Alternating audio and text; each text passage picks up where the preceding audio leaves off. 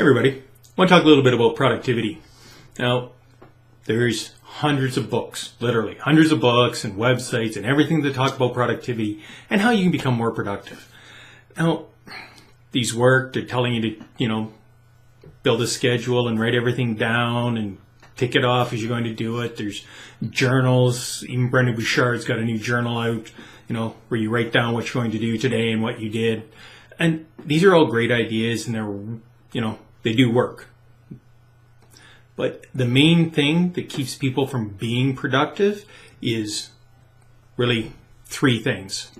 One, they don't set out a plan. They're not aiming at anything, a goal for the day, goal for the week. That's number one. They don't set one. Number two is we sit in these chairs far too long. The human mind, the brain, we can't stay focused on one task for an extended period of time. To just sit here, any of you that have driven long distances, you can't just drive and drive and drive. You got to stop, get out, walk around, do something else. Anybody that's sat in a chair for a long time, you're doing programming, you're trying to write something. Eventually, you really, unless you're really in the zone, it's pretty hard to sit here for a long time. So the second idea is don't sit. There's a new study out that basically after about 55 minutes, you begin to become less and less productive. So what I do is I've got a little kitchen timer from the dollar store. I set it for 50 minutes. I sit down, get set up to do the task. I hit the timer. It goes off in 50 minutes. When the 50 minutes are up, I stand up and I go do something. I walk, I go get another glass of water. If it's a nice day out, I'll maybe go for a quick walk around the block. Just anything to get up, clear your mind, do something else. And the number one thing is we do all these non-productive things that really don't matter. They're not getting you any closer to what you want to do. So one of those might be spending time on social media. Now, we all like it. We're on there. But how much time should you really be spending on it? It's answering every time your phone rings, every time it bings and dings, telling you you've got a new notification.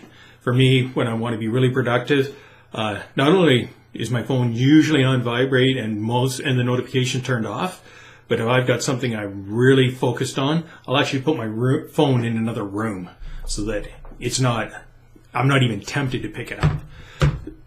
But the other thing to do is list out, okay, here's all the non-productive things I do. Write them out, and then write out a replacement for that, a productive activity that you could be doing instead. Now, the timer works great, and to me that it's made a big difference. Creating what I want to do today the night before. And if you go to my website at success-innovations.com and enter your name and address, I'll send you the daily productivity planner that I use. I call it my daily success plan because it lets me set up the night before what I'm going to do today, and I get a lot more done. And even something as simple as creating these videos, I'll have some video ideas and I'll create them, and then I'll sit down and I'll film several of them at once because now I've got everything set up to do the video. I create the video, I move on to the next video.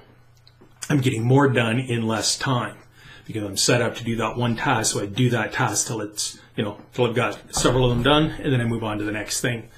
So the tips, right? Write down what you're going to do the night before so you get it done. Second one is use a timer, just like this little fella right here, so that you're only sitting and focusing on a task. It's focused time on a task for 50 minutes. Then you take a break, 10 minutes, go get a drink of water, walk around the block, go to the bathroom, whatever you have to do. But you're clearing your head, resetting yourself so you can come back and go back to work. And then the top one for me is what non-productive activities do I have and what productive activities can I create to replace the non-productive ones. So those are some tips how to become more productive in your day, whether it's just in your business or in your personal life or both.